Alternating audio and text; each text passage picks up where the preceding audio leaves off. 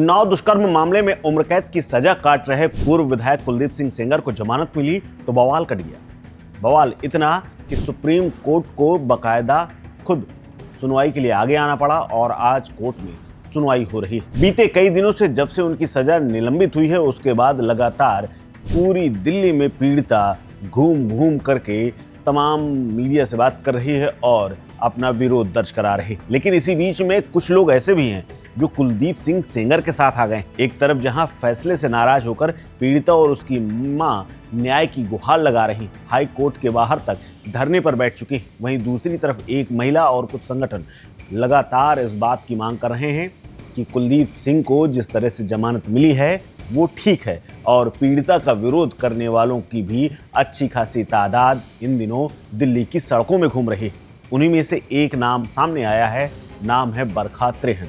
पहली बात तो लड़की जो है माइनर नहीं है, लड़की माइनर नहीं है।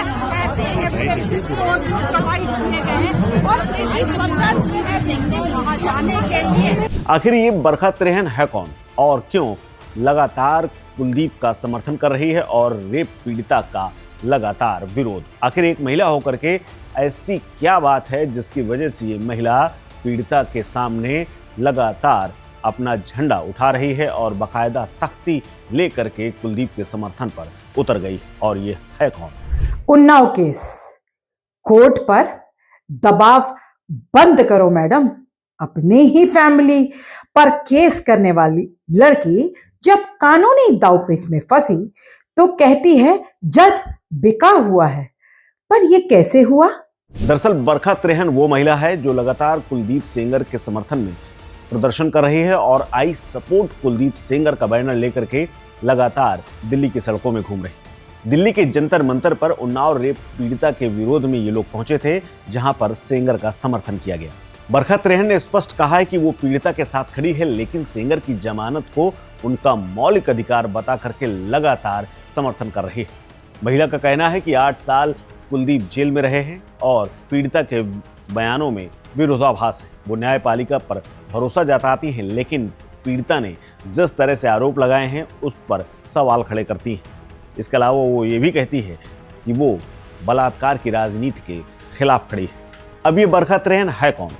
तो बरखा त्रेहन के बारे में बताएं कि ये पुरुषों के अधिकारों को लेकर के कथित तौर पर आवाज उठाती हैं और इन्होंने अपना एक एनजीओ खोल रखा है जिसका नाम है पुरुष आयोग।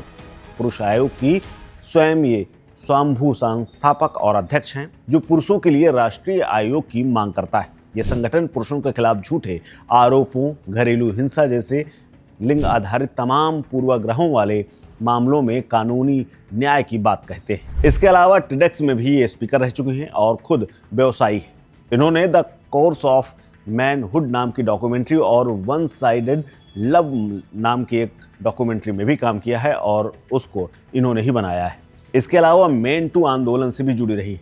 इसके अलावा पुरुषों के खिलाफ होने वाले तमाम अपराधों को लेकर के लगातार बोलती रही। बरखा त्रेहन खुद तो एक माँ है और वो खुद का अपना परिचय हिंदू कारोबारी के तौर पर देना पसंद करती है। साथ ही सामाजिक न्याय की झंडा बरदार है और पुरुषों के लिए सामाजिक न्याय की स्थापना के लिए पुरुष आयोग की नींव रखना चाहती है।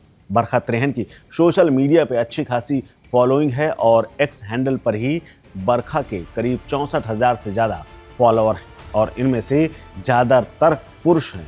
इसके साथ ही बरखा के तमाम ब्लॉग टाइम्स ऑफ इंडिया जैसे बड़े अखबारों में छपते रहे।